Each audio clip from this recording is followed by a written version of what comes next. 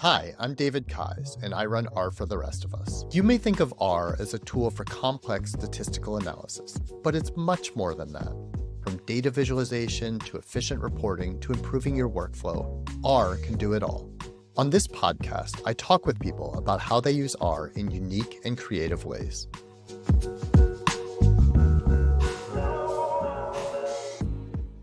Well, I'm delighted to be joined today by Terence Teo. Terence is a professor at Seton Hall University in the Department of Political Science.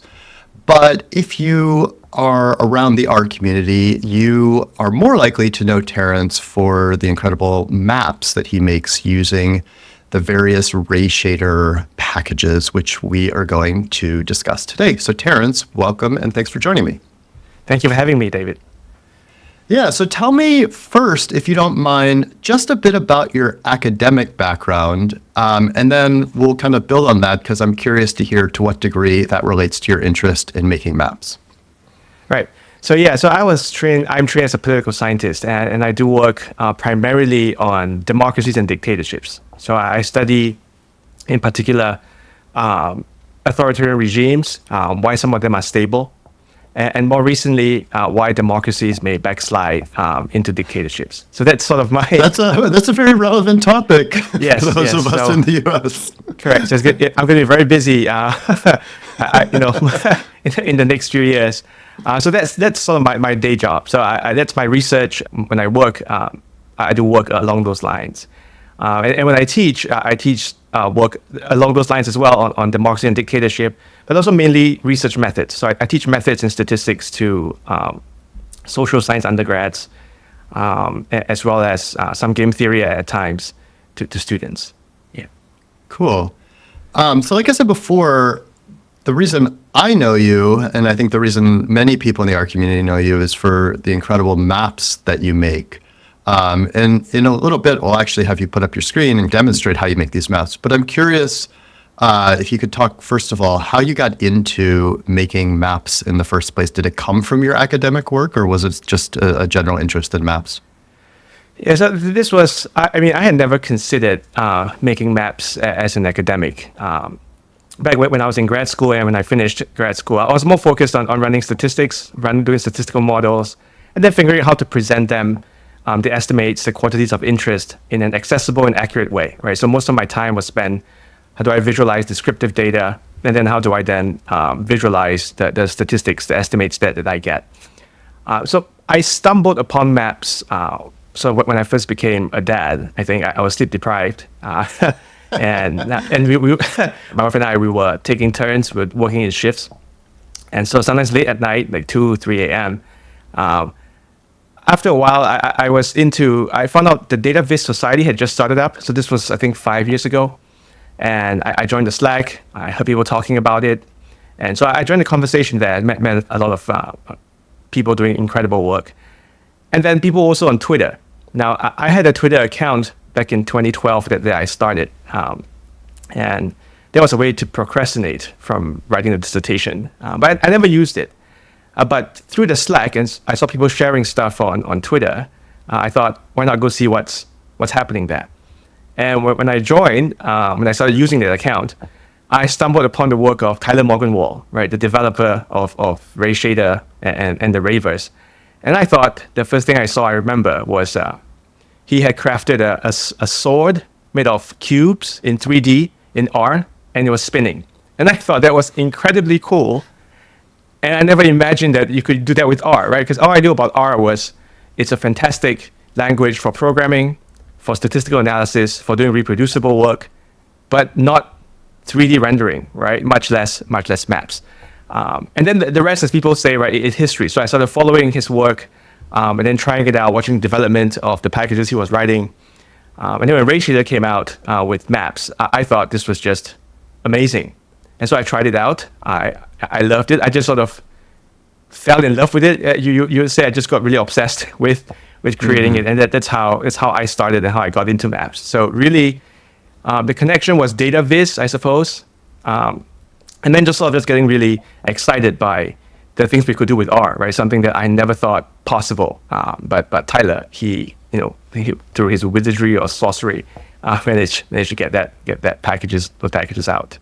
Yeah. And so at this point, the maps you make do you use them at all in your academic research, or is it really just two separate interests? Yeah, right now, honestly, they are separate. So it is a hobby of mine to create maps. And so, although I have recently started to see that there are connections that could be made. So, for instance, I think lots of the work that I do with dictatorships, and some dictators, what they do is they only direct resources to people who support them. Sure. And so there's a spatial component to that, right? So if you look at, you pick a country, you can see perhaps some areas of the country where that support a dictator would get they might get pipes, they might get roads built, where those that don't get it, right? So I'm starting to see that there are connections that we could make. And in political science, I think geospatial data is starting to come up, hasn't quite become popular, if you will, right? So there's a niche of researchers doing great work that brings in the geospatial component. But most of the time, I think the field is still looking at economic data, political data, survey data, experiments. And so I think at some point, I've been toying with the idea of really bringing in a geospatial component since I've been working on maps for a while now. Okay. Interesting. So let's talk a bit about the Rayverse. So the Rayverse, the verse part of it is kind of similar to the idea of like the tidyverse. It's a collection of packages. So can you talk about the packages that you typically use and kind of what they do? Because the maps you make are very unique. And again, we'll have you show that in a minute. So yeah, talk through some of the packages that you use within the Rayverse. Right. So within the Rayverse, the two most common packages that I use are RayShader, right, which is a 3D hill shading package that Tyler developed. And then for the final product, it's also the package called RayRender. So this one is where the magic happens, where you take the mesh object from RayShader and then put it through a path tracing set of algorithms that gives it that final blendery look, if you like, right, where you simulate realistically how light would travel in the scene and how it would reflect and bounce off surfaces. And so that gives us that final product. In addition to the Rayverse, I think, because it's geospatial data mostly, the simple features package, right, the SF package that allows our users to work with all sorts of geospatial data from lines, polygons, points, and the like. That's something that's almost always, right, in my workflow. And then there's also Elevator, right? The Elevator package by Jeff Hollister. I think he works at the EPA.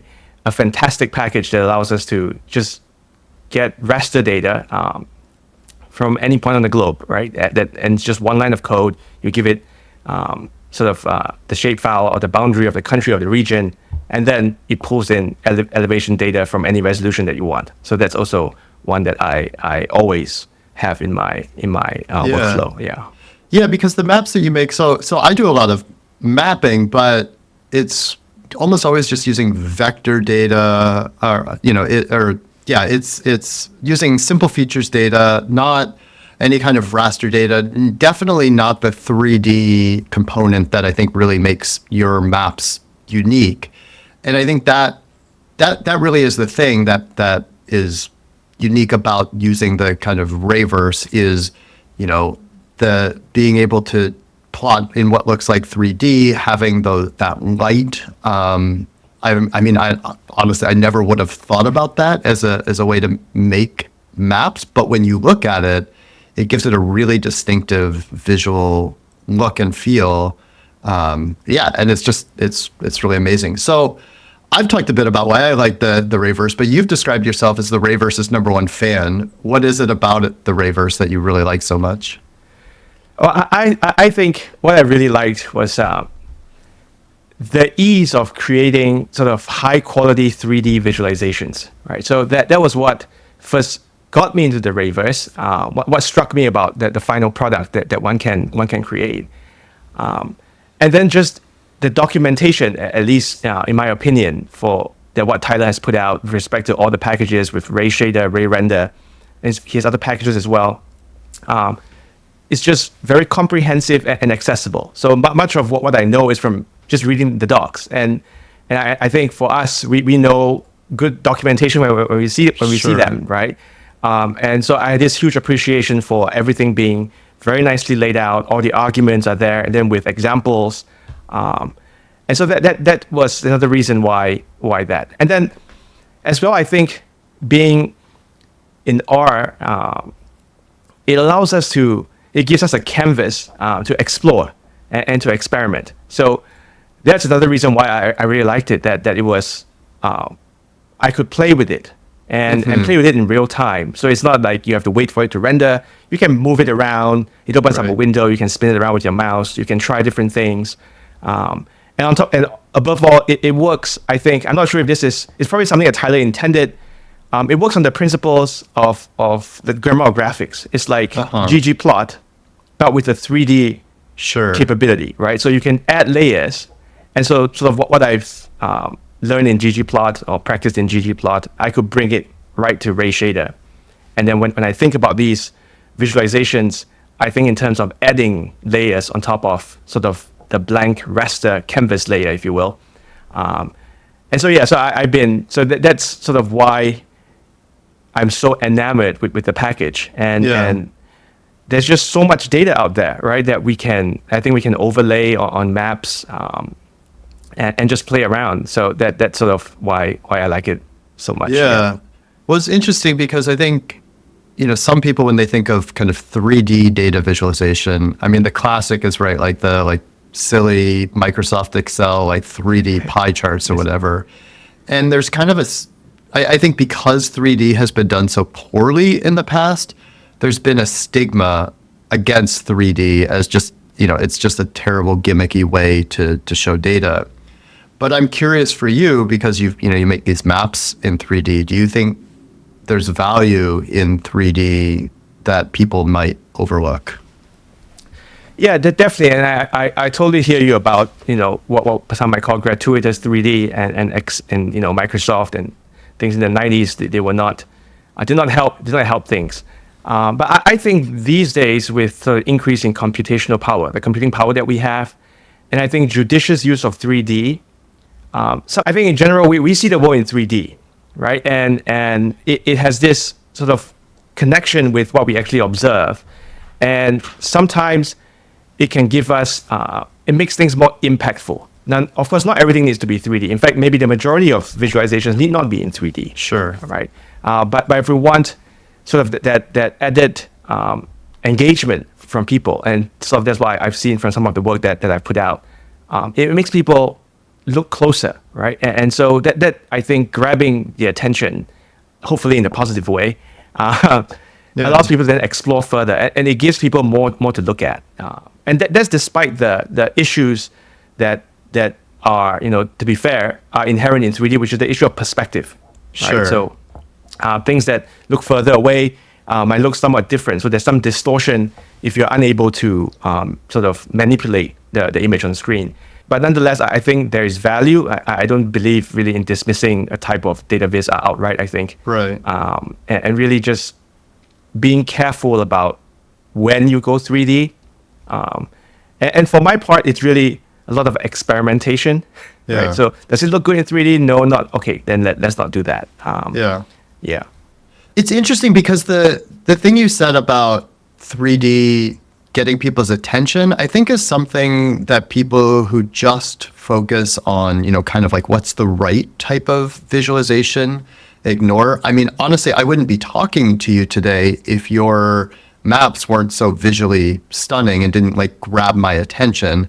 And in a world where, people are scrolling, people's attention spans are limited, being able to produce something that makes people stop for a second and pay attention, I think is hugely valuable, even for kind of, dry academic research. I know that's not necessarily what you're using it for, but getting people to pay attention can be a huge value that comes from 3D. Yeah, I agree. And sometimes you say, well, here's a map. You're going to put some stuff on it. You don't really need shaded relief, right? You don't need to know, the elevation of the country.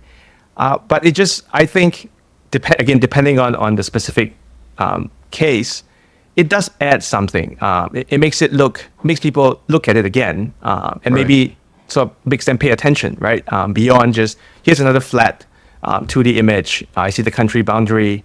Right. Here's some stuff on it that I should pay attention to. But if you have some relief in the background, maybe elevation actually might have something to say about why the points or lines are located in certain ways. For example, the work that I did with population density maps, I think that sort of took off in a way that I did not expect. It was less about, one could say, well, just have a orthographic top-down view, and then use color or hue to sort of show where people are. And that's fine. But if you add elevation, then you will see that people don't live where there are mountains. Right. And so you have where people live and where people don't live because of their physical geography. And I think that's interesting. I thought that was cool when I first did it. Well, it's interesting. I mean, I'm thinking. So I'm in Oregon, and I don't know how much you know about the topography of Oregon, but there are mountains that run right down the middle of the state. And I make a lot of maps in Oregon, but I've never done anything to show the mountains. Which, as you were talking, I was thinking when I do things like show, I don't know, median income or whatever outcome, it doesn't make sense in some ways to show it without that information there population density is probably a better example, right? Because obviously you're going to have lower. It's not just that those are like unpopulated areas because people choose not to live there. They choose not to live there because they're in the middle of the mountains. It's hard to live, it snows a lot in the winter, whatever. So I think that's a really good point. Yeah. Cool. So, I was hoping that you could walk through an example of making a map. Now, we emailed before because I know that making these 3D maps can take a while, right? Like, just out of curiosity, when you make a map, and it's not even the coding part that takes a while, right? Like, it's the leaving it to render part. Like, how long does that kind of thing typically take? Yeah, but you're right. So you're right. The coding part actually is reasonably quick, right? So again, large part is the cleaning, right? The munging the data, the wrangling, getting it in shape that we want. And once you get the code, once you get that cleaned out, then it's pretty straightforward, given sort of all the tools that Tyler has built into the packages. The rendering part is where, yes, that's where most of the time is spent, right? Although I would say that there's the reason why I'm going to show I can do it in real time is because there's been a recent update, and Tyler has been very good with updates to the Rayverse packages. It has sped up, but usually, depending on the size, so if I'm rendering the entire world, that can take up to a couple of hours. Oh, wow. Right. So I leave it to run. It runs solely on the CPU, so it's not accelerated by the video card. But if it's just a small area, right, it can take anything from a few minutes to maybe 10 minutes. Okay. Yeah. Okay. Interesting. Yeah. Great. Well, you want to put your screen up and kind of talk us through what you're going to show and work through it? Sure. So I think we talked about this. I'm going to show how I would render, for instance, river basins along with their rivers. And so the region we've decided on is Iberia, right? So in the Iberian Peninsula, we're going to do that. Also a place where I spent a year, right? There. Okay, cool. So something close to me, right? So should I just get started? Yeah. So, and I'll post this is actually a map. You posted it on Blue Sky not too long ago, and I'll put in the show description a link to the final product. And then we can also post a link to the code. So if you're following along, don't feel like you have to copy the code as Terence goes through it. Right. So here's a script. You see here, I need 4 packages. So tidyverse, I think we're all familiar with that. And then there's RayShader. There's simple features of the SF package, and then there's geodata. And there are many packages like geodata, like I think more recently are geoboundaries, our natural earth as well. But you see that I'll use that to get the country shape files, right? And then just to make sure that I set the not to use the new S2 system over here. So I'm going to run this. What is the S2 system? Because I've seen that before, and I mean, I make some maps, but like I'm not a geospatial person. So can you explain that? Yeah, honestly, I'm also not quite sure what it is. I only know that there's some instances or many instances where if I were to use that and you try to manipulate a shape file, things can go wonky that way. Okay. Yeah. Okay. I mean, that's been my experience too, but I've never understood why. So I'm glad I'm not the only one. Yeah. So I'm not so. Which is why I have to make sure I'm not a geospatial expert by any means. Everything I know is self-taught from experimentation and sort of just playing around. But I think that's a great point that like you don't have to be a geospatial expert in order to make really cool maps in R. That's right. R for me is like a big playground, and the fact that it can interface with so many other languages, and you don't have to learn what they are, right? It's just incredibly cool. Gives the R user like you can write websites without knowing HTML or CSS, right? All right. So I can just load these packages. So it's 4 packages over here. And then the next code over here, lines 8 and 9, I'm going to tell geodata to go to GADM, which is, I think, the general administrative website that contains all the country boundaries at different levels, right? So you could get it at level, you see I have it for Portugal. I chose level 1, so it shows the subdivisions of the country administratively. 0 would be just the country outline, right? Okay. So 1 would be kind of like whatever the Portuguese equivalent of states is? That's right. Okay. So, and so I'm going to run that one, and then I do the same thing for Spain. I see you're a fan of the right-hand assignment. Yes. That's how I think, I guess, to do this and then put it in, And so when I teach, I make it seem like, you do something and then put that in the box, right? That's the object. It's funny. I mean, to me, that actually, it also makes more intuitive sense. But because so many of the tutorials and code that you see that people have online is the opposite, I've not done it because I don't want to confuse people. I mean, I show them that you can do this, but it's interesting that that's your approach. But anyway, that's not actually what we're here to discuss. Right. So I got Spain and Portugal, and then we can look at them. And if you see that, you'll see for them Portugal. So because I chose level 1, I get all the states, if you will, in Portugal. So I'm going to focus on Iberia. So I'm going to take out all the islands with apologies to both Portugal and Spain. I know sometimes when I do this, people say where the Canary Islands or where the Azores. But I'm going to take that out for this one. So I'm going to just filter that out. For Portugal, do the same thing for Spain. And then the next thing I would do is I want just Iberia, so Portugal and Spain. Again, sometimes I've done just Spain or just Portugal. Namely because when I do just Spain, people say, well, where is the part to the west? So we can combine the two of them, and I'm going to make sure this SDcast is from the SF package to make sure that they are merged together in a single polygon. So I'm going to do that. It'll take some time. And that's it for getting the shape file, right? So that's, and actually from here on, if we wanted to say render an elevation or shaded relief map of Iberia, we can, right? With the shape file, I can take it to elevator package, which we'll see later on, and then get a nice shaded relief of Iberia. But for now, what I'm going to do is take river and basin data from hydrosheds, right? So this is a website. They can put it, as a link to it. I can put a link to it. That contains all the river basins and rivers for the entire world, right? So I'm going to go over here and just take out those for Europe, right? So they have it by continent, I believe. And so you can take the whole world as well, but that's huge. And so I just do it for Europe. And then you see here, so that's the hydro basins, right? That's high bass, EU for Europe, level 0, 1 to 12. So there are different levels, right, of increasing detail, right? So 1 would be very general. If you go to 12, it gets very detailed, right? So every single tiny one is there.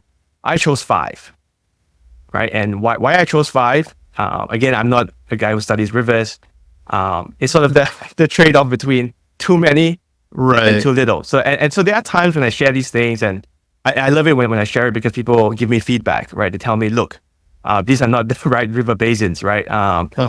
And then I'll go back and try to figure out, actually do some background research on which ones are the key ones, are the important ones. So it's really, that's why I say it's a hobby. And so many things are just, let me just see how it looks. Let me try it out. And inevitably, and it's useful sometimes when you get feedback from people who are actually experts who say that you have no clue what you're doing. And I would think, you're right. You're right. I have no clue what I'm doing. I just try this out. But I appreciate those that could tell me or point me to resources that say, look, maybe take a look at this. And this one is, how we would do it in our field. And then, I go look at it and hopefully do justice to what I'm producing. Yeah. So is this vector data or is this raster? What? So this is vector. So right now, these are all vector data. Okay. Right. So I can load this, and then I'm going to so this contains it for the whole of Europe. I'm going to use ST intersection to only get Iberia. And they're going to pick out just the ID. So each basin has an ID, right? It's coded in this, and lots of other details in that, but we don't need that. Yeah.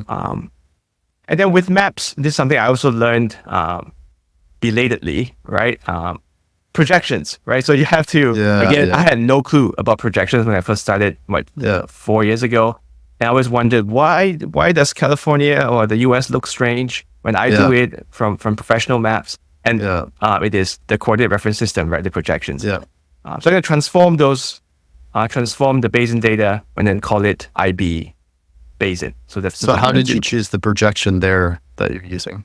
Right. So this one, typically what I would do is I will Google for the official projection. And then they will take us to the EPSG website. I think EPSG.io. And then there's a whole bunch of projections there. Cool. Yeah. So that's usually how I do these. Okay. Right. I started using sometimes, do you know the CRS suggest package? Oh, I'm not familiar with that. Yeah. So I haven't tested it a ton. So, I mean, if it doesn't work for you, so Kyle Walker, who makes the Tidy Census package and Tigris, has made a package called CRS Suggest, which you give it geospatial data and some kind of SF data, and then it'll recommend a projection based on the data that you have. Oh, that's terrific. I should try it out. The CRS Suggest, I'll take a look at that. That would help a lot. Yeah. Because yes, I run into the same issue. Trying to figure out what the best projection can be a lot of work. So yes. Right. Okay, cool. Right. So that's basin data. So I'm going to do the same thing for rivers. Let me just go up a little bit. So rivers here I have already sort of cropped out the rivers for Iberia, in part because river data is a lot more dense. It's a pretty solid data set, and it takes a while to run. In fact, it takes longer to extract the rivers than it does to render in high quality, as we will see later on. Interesting. So I've done that prior to. I see. Okay. Yeah. And just for clarification, hydro basin versus river. Hydro basin is what is a hydro basin exactly? So it gives you the basin for the river. So all the other rivers that will form the watershed of the specific river. I see. Okay. And for rivers, it's all the rivers. Okay. Every single from the major ones all the way to the tiniest ones are in the rivers data set. And that's why the rivers data is huge, because there are a lot of rivers. Yes. Got it. Okay. Yeah. Cool. So so I've done that sort of before our conversation here, and then so I'm going to read that in and then transform it, right? Again, to make sure they're all in the same projection. Right. I'm going to do that one, and you see even with this, it takes quite a bit longer than sort of reading in the EU, the Europe basin data. So I've done that one. So you see now that's done. And now, so we have all the vector data we need. So we have the country boundary, or the Iberia's boundary. We have the basin data, and we have the river data. So the next step here is that's usually my workflow. So I would think about, well, what do I want to overlay on a map, right? So my base canvas typically would be, well, it's a raster, right? The raster is my canvas, and what can I put on top of it, right? I can. So the elevator package is over here, right? And so you see, I use the get LF raster function. I give it the boundary, Z tells us the resolution of the raster that we want, right? So where larger numbers indicate more detail. So if I'm working with a smaller area, you can zoom in as much as, I think it goes up to 13 before you might get a warning message about data that don't exist at the resolution. Okay. And then I wanted to click onto the location of the boundaries of that shapefile. Okay. There are multiple ways you can do this. So location does that. You can do it B-box, the bounding box. So it takes outside as well. But I'm going to do it that way. I'm going to read it. So I take that and then use the Terra package and the REST function to make sure it's the Terra object, right? And why? Because I'm going to use Terra to reproject that raster data, right? In the past, I've used the raster package. So if you're using the raster package, you could just use raster and project raster. But I'm using Terra, so I'm going to do this. So it will get the elevation data from Amazon Web Services. This will take a bit of time. I mean, I'm inspired, like, I want to go now make a map of Oregon. I mean, my map's going to be very simple compared to what you do, but just make something that shows the hill shading of with the mountains in Oregon. Yes, I think you totally should, right? Just get Oregon shapefile, get the raster, and then you can go right into generating shaded relief. Without having to overlay anything. I think it would look, and which is how I started. It was looking at. So I saw Sean Conway. He does this. He takes old maps, right, and uses Blender to make it 3D with shaded relief. I think that was from Scott Reinhardt at the New York Times back like 6-7 years ago now. And that's how I got into it, right? That you could overlay before I started saying, let's try if I could do something else. Yeah. So let me just run this. Let me just reproject this. And that's it. So I vector data, I raster data. Now, from here on, everything is RayShader, right? So what RayShader does is it can take a digital elevation model and transform it into a matrix, right? So raster to matrix, that is from RayShader. It will take the elevation model and transform it into a matrix, right? So you have the coordinates and then the height. So you get a sense of how the size of the matrix, right? That's reasonably small, right? And that's because I chose 6, in part because we don't really need too much detail. And then it also increases rendering time, right? If you pick a more detailed elevation model, then it takes a lot more time to render that. And so that's it. So at this point, let me just show you what you could do already with just the Iberia shape for the country shape file and the raster from Elevator. I could just do a very quick, and I will get a hue shape, right? Just right, just like that, right? With just one line of code, right? So it's kind of amazing what Tyler has done. So you just take the matrix, and then this is a shading algorithm, and you get a map, right? A shaded relief map. If you wanted something that is just look at the height, so these are just defaults, and then you will get something like that, right? So a flat, right, where the mountain ranges show up. So what we're going to do is going to take this as the canvas, and then we're going to put basin data on top and river data on top. Okay. Right. Now there are multiple ways to do this. So one is the same function. So rivers are made of lines, right? So there's a function in RayShader called generate line overlay, and so here's one way to do this, right? To quickly do this. But what I'm going to do is I prefer to have finer control over sort of what I do. And so I'm going to do it manually. It's probably not the most efficient. I'm sure there are better ways. People who write better code can do this in a more efficient way. But what I did for this map was, let me just back up a second. Let's look at the basin data first, right? So the basin is polygons. So there's also a function called generate polygon overlay, which I can then I feed it the basin shape file. So you can have your IB basin. I would specify the extent of that shape file. I want it to just cover the extent of the elevation model. So you have your Terra ext right there. The height map, that's the matrix. So it knows the heights. I could fill, and then fill the polygons In this case, I want it to be the basin ID, right? So I'm telling RayShader to take this data and for each basin ID, Hybris ID, fill it with some color. Right? It's basically like the aesthetic properties from ggplot idea. Exactly. Right? Yes. Right. And then I can specify a palette. Right? And so here I'm using MoMA colors. Right. And I just randomly picked one. So this will just sort of programmatically create, right, a polygon overlay. Now, the thing here is that if I do this, then it will sort of just assign the colors in here. And I don't like that, right? I've tried different ways.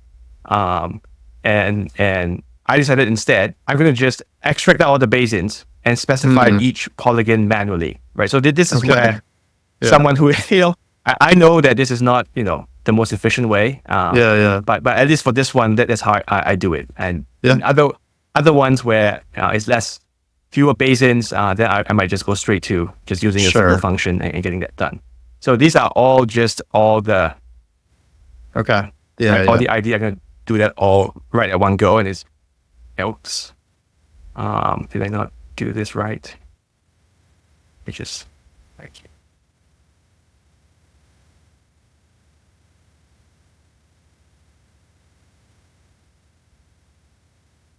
oh, so I had not I had not run that code. I think I just went through it. That's okay. Yeah. Right. So that's done. And then I've now just extracted every single basin. Yep. And then this is this is the default of how, so if you have just a simple one polygon, right, you could just do this, right? That's the generate polygon overlay, give it the height map, which is the matrix, give it the extent, which is the extent of the digital elevation model. I don't want a line, so I have line with a 0, and then I specify color. So this is where for the most part, and I think it's the same for when you do data viz with ggplot too, it's figuring out the aesthetics that take the longest time, right? The right colors, making sure that it's accessible, enough contrast, playing around with the widths and all that, right? And so what I've done here is just pick 19 colors, 18 rather, and then and they're all the same. So I'm going to just generate every single. So it's rendering every single basin in that I specify. And then I'll do the same thing for rivers. Right. So for the river data, there's a variable called ord flow, where smaller numbers indicate bigger rivers, wider and bigger rivers. And so the code I had earlier allows us, let me just scroll up for a sec. This one would just do everything all at once. Sure. Same idea as the one below it, right? Yeah, correct. But I don't want all of them, at least for this one. So I just going to just pick out those that go from 5 to 8. So pretty quick. And the same kind of grammar, if you will, for generate line overlay. Right. So again, testament to Tyler's, how he wrote this package was that all the overlays have the same grammar, similar arguments. So again, you see here, put in the shapefile for all the vector data, and then specify the height with the height map and the matrix, the extent, and then the rest will be just figuring out, how you want the width of lines, the color, and so on and so forth. And you have the same thing. There's a generate point overlay. It's the same thing. You give it the vector data, which are points now, height map, extent, and then specify how the size of the point and the color, and so on and so forth. So then I'm going to just run these. And so you see it's taking longer each time, right? So 4 is very quick, right? As you go to 6, 7, and 8, it takes longer because there are more rivers. Right? Yes, smaller and smaller rivers. And I'm doing this where, I want the big ones to have to be wider. So that's 4. I see. 2, 1. It just, and that's it. So we have the overlays. We have, for the rivers, we have the overlays for the basins, and we can now put them all together. Right, cool.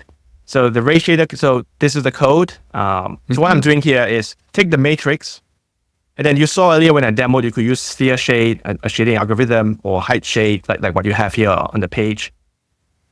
Since we are overlaying basin and river data, I chose not to do anything to it, right? I just want a flat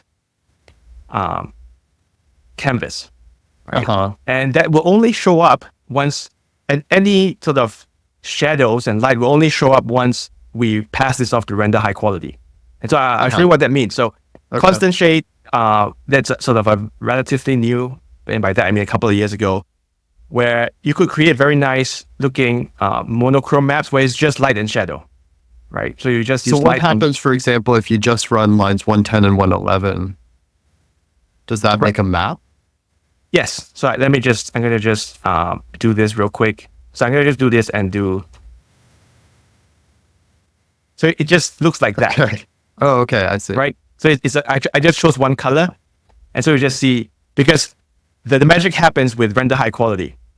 Then you will see that there's actually elevation encoded in there. Right. Okay. Now I could do, for instance, let's move this to 3D for now. And I'm going to talk about this in a sec. So if I do it in 3D, then, okay, you can actually see there's elevation in it. Okay. Yeah. So that's constant shade. I see. Okay. Yeah. I hope this is. So it's not like making, the parts of the map that are higher in elevation a different color. Correct. Is the idea, right? It's just making everything that same light golden rod or whatever it is. Yes, that's sort of the color. Yeah, in R. So I'm going to use constant shade instead of all the other shading algorithms, and I'm going to add the overlays.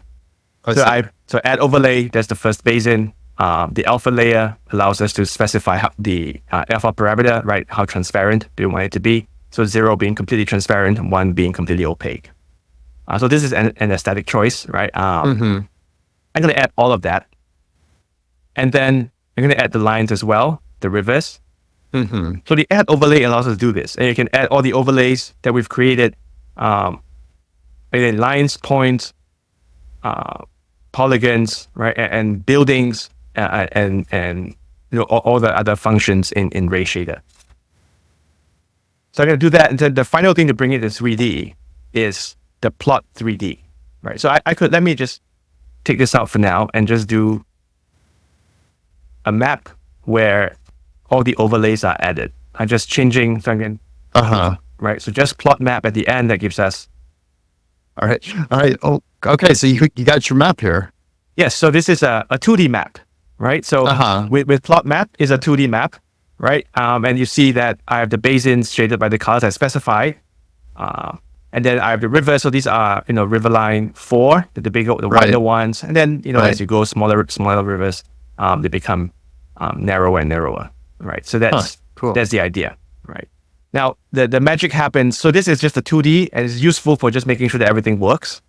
But to actually get the sort of the RayShader look, we have to use the plot 3D function. So I'm going to take that out and then go into plot 3D. And so what it takes is first the matrix, the height map, the elevation matrix, right? The height map over here. Z-scale specifies how much vertical exaggeration we want. Right? So depending on the resolution of the raster, so you could actually, if you want to exaggerate to make the mountains look higher than they are for, a more cinematic look, or just to a more artistic appearance, you can mess around with the Z-scale. Yeah. Right. So for instance, if I'm working with LiDAR data at 1 meter resolution, then this would be 1, and it would correspond exactly to the resolution of the LiDAR data set. This one, I chose 60. Again, this is from try and error, right? An aesthetic preference. I wanted to exaggerate just enough, but not too much, because there's such a thing as too much exaggeration. And so 60 is the number I chose. So it goes from, anything between 0, and you can go up to, right, a few hundred if you like, right, to really make it. Okay. Window size will specify the size of the window that shows up, right? So this, what RayShader works with is the RGL package that allows us to do 3D in R, right? Okay. So this tells me how large of a window. Again, if you wanted to occupy the whole screen, you can make it really big. But if not, then I chose 800. So 800 means it's a square, 800 by 800 pixels. That's the width. That's the size of the window. Yeah. And then these other parameters here, these other arguments are, another cool thing about RayShader is that it makes you into a sort of a cinematographer, if you will, right? So you can play with a camera. So you can imagine, here is the scene, and where do you want the camera to be, right? So this says, well, in this case, I want, so theta is 0. That's the rotation of the scene. Phi here is the position of the camera. So where 90 degrees is where you're right above the scene. So for an orthographic view. If you do 45, that's at an angle of 45 degrees. If you're at 0, then you're just looking at it from the side. Zoom tells us how much we want to zoom in, right? So whether we're going to zoom in very close on the scene or to zoom out. And I actually just add here, there's a field of view as well that you can use. So that's like, whether you want it to see more, so there'll be some distortion if you do that. But that's helpful for certain countries, like Chile, for instance. It's very long, right? Yeah. And there are a whole bunch of other options. I've just not included them here because it doesn't, because this is not the final product, right? So it is possible to just say, if you can specify the shadow, if you want shadows, the depth of the shadow, the color of the shadows. You can specify the color of the solid base. Whether you want it to look like it's soil. So it's a whole bunch of options. And Tyler does an amazing job in the documentation of showing you what each option does, along with examples. So I thought that was, that's incredible. And then I went into anti-alias lines, which is really not really, I think. Let's just take that out. We don't really need that. Okay. Yeah. And then I'm going to run this, and I'm going to hope it shows up. So is this the part that typically takes a long time, or is it the next render high quality step that takes render high quality? Okay. Right. So at this point, this is just a little preview. Yes. And sometimes this is sufficient, right? So if you want the over here, what I have not done, I have not added any shadows, which you can as well. There are different functions so if I were to add shadows, it will be up here. There's ray shade, there's ambient shade, where you can add shadows to this 3D plot over here. I see. Okay. Right. But I haven't done that in part because I'm going to use RayRender. I'm going to take this scene and push it over to RayRender and ask RayRender to use path tracing to render this. So just show you, so I actually move this. I see. Right. So this is, I could zoom in. So that's what the zoom does. I could zoom out. I could change the field of view. I'm just holding my right mouse button and just pulling it back and forth. Right. And so I could, and see, I chose solid equal false. So there's no solid. And why? Because I win a view from the top, not from the side. Yeah. So it doesn't really matter for us. So I'm doing the set to make sure that the camera is properly centered. So I'm going to do theta equals 0. I don't want it to rotate. I'm going to set phi to 89.9, the zoom to 0.8, and field of view to 0. Right. I'm going to set that to make sure that it looks nice and centered before we render high quality.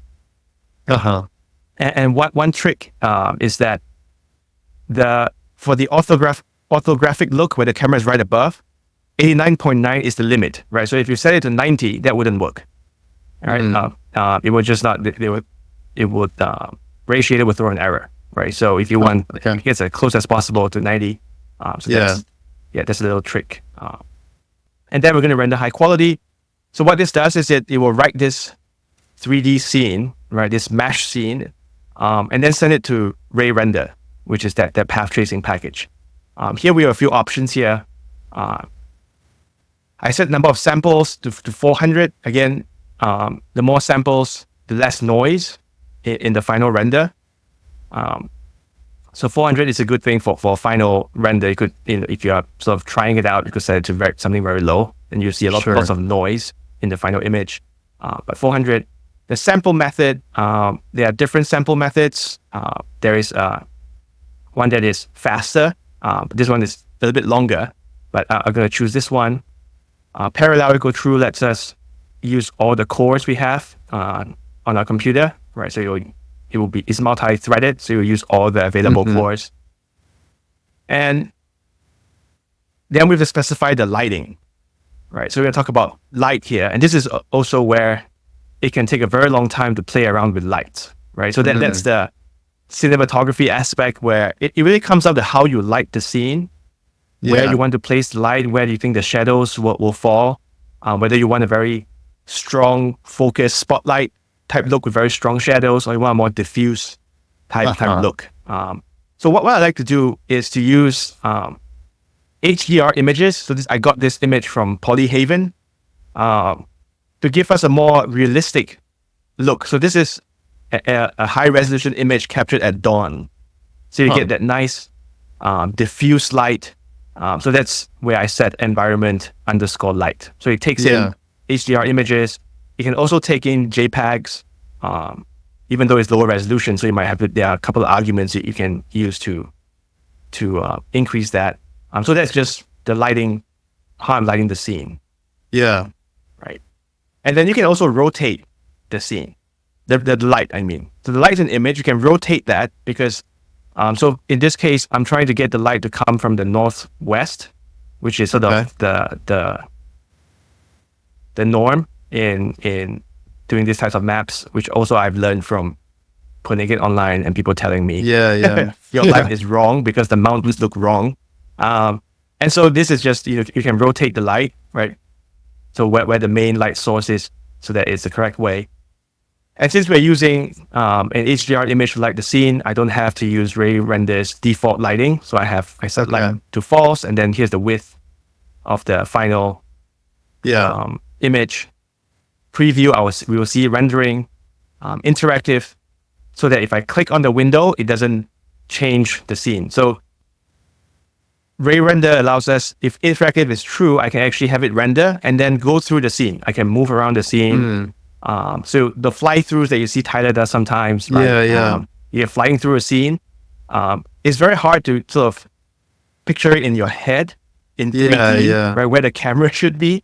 So what he did was make the window interactive. So you fly through the scene with your keyboard, and then you'll record all the camera coordinates. So you know where to put the camera. Okay. So I'm going to do this, and then we will see the final.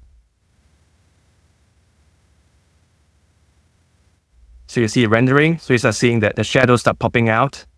Right. You see the lighting from the northwest. And so this is what's happening that's what RayRender does. And that's why we get render high quality. Yeah.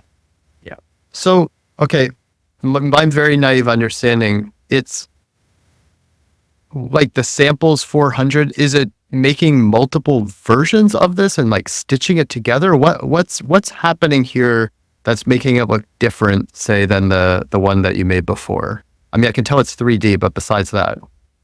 Yeah, so the one I made before is a flat 2D image, right? Yeah. And with no realistic light or shadow.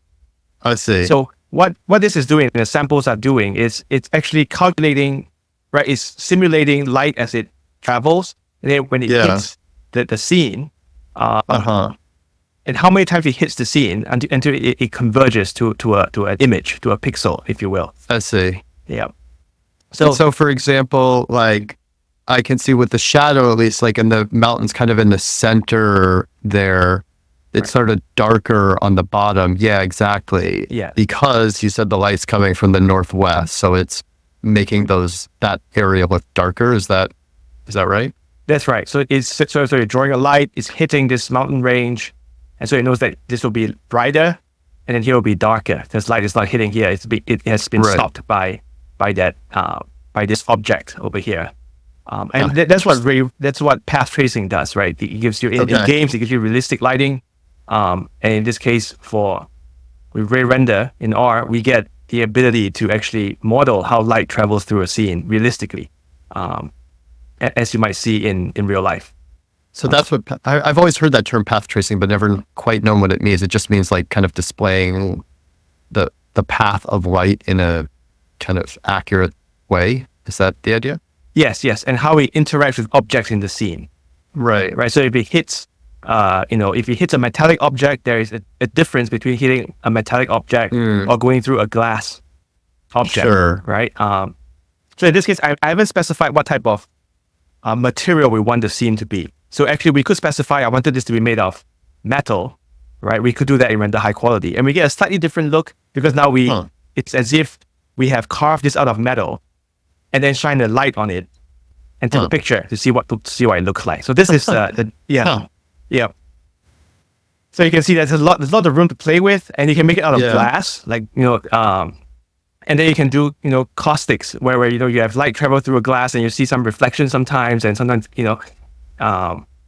so it's a lot of RayRender gives us that ability to play with that. And I'm also a big fan. I played a lot with RayRender. Yeah, I can tell. I mean, there's so many things. I mean, as you're talking, it all makes sense that, yeah, of course, if you render it with glass, it's going to look different than metal. But I've never actually thought about, this when I make maps.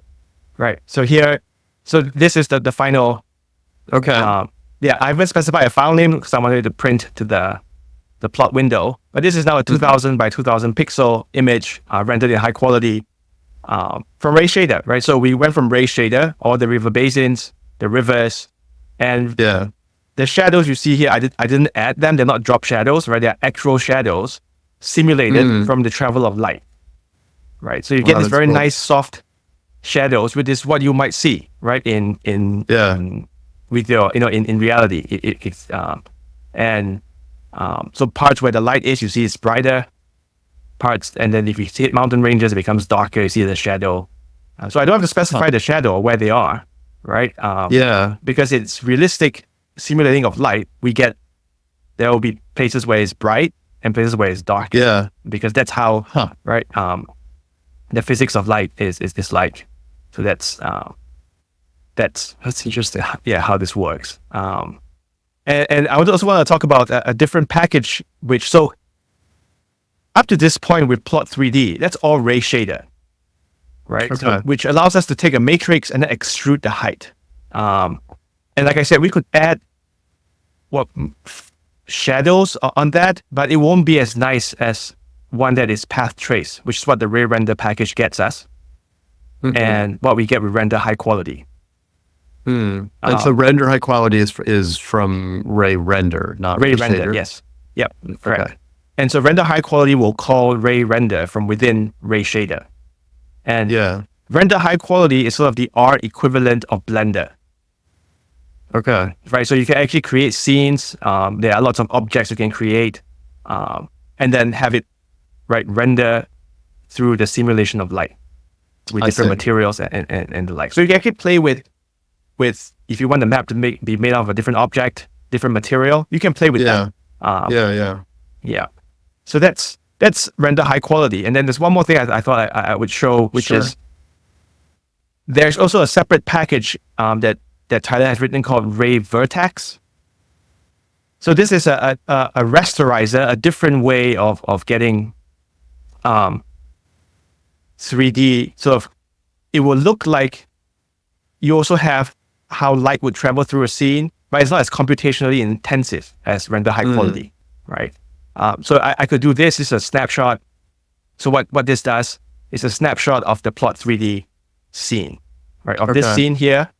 If I just have render snapshot, it would just take an image of that one. And render snapshot by default can only accommodate the resolution of your screen. Right? So if you're on 4K, 4K is the max, right? Okay. But let's say you don't want to use render high quality because it takes too long, even though with the recent update, it has sped up incredibly. I don't know what Tyler did, but it's much faster now. Okay. So render snapshot with Rayvertex is another way to get sort of save an image beyond the resolution of your screen, but still retain some of the sort of the light and shadow effect of RayRender, but at a much lower computational cost. Yeah. Right? So that means it renders faster. Right? Yeah. But it looks slightly different. So over here, I was going to run this code. I say use the lighting in Rayvertex. I specify what the light is. I want the shadows, and using software render, I'm going to hit this, and you'll see it will show up. It looks slightly different, like that. Okay. Yeah. So that's the Rayvertex. What I like from this one is that it allows us to do, to make images look like cartoons. Okay. like 3D cartoons, like toon shading or cell shading. It gives us that effect sometimes. Interesting. And sort of one last thing was, I could render a movie from this one if I like. Okay. That's from RayShader, which is just render movie. I wanted to orbit around number of frames. Specify the file name, and then I've seen Tyler post these where the globe spins, that kind of thing, right? So you can just spin around. Okay. And it renders to a movie. In the code at the bottom, is that anything? Oh, over here? Oh, this is if we wanted it to zoom around. Okay. So these are camera angles.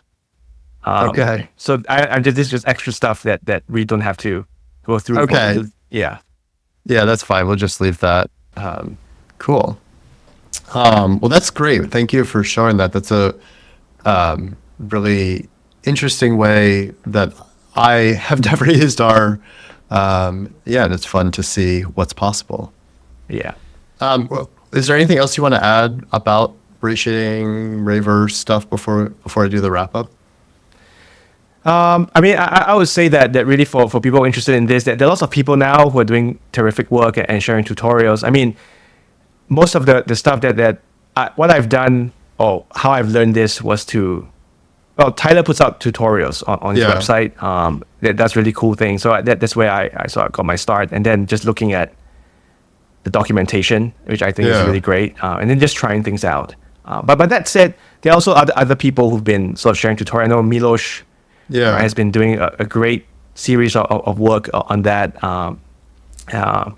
And there are many people I think now who are sort of playing around with this. And it's really, I think it's just fun to play. I see this as play. And then, whatever comes out, it's a bonus, right? That something nice has come up.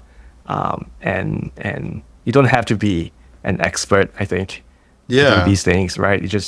And I think this is true for most of R, right? Where you have a project, you want to do something, let's see if you can do it in R, and then see where it goes with that. You learn a lot of things like you said before, that this didn't come out of your academic interest. This came out of your own personal interest in wanting to make some interesting maps. So well, this has been great, Terence. Thank you again. If people want to learn more about your work, see more examples of your work, what's the best place to go?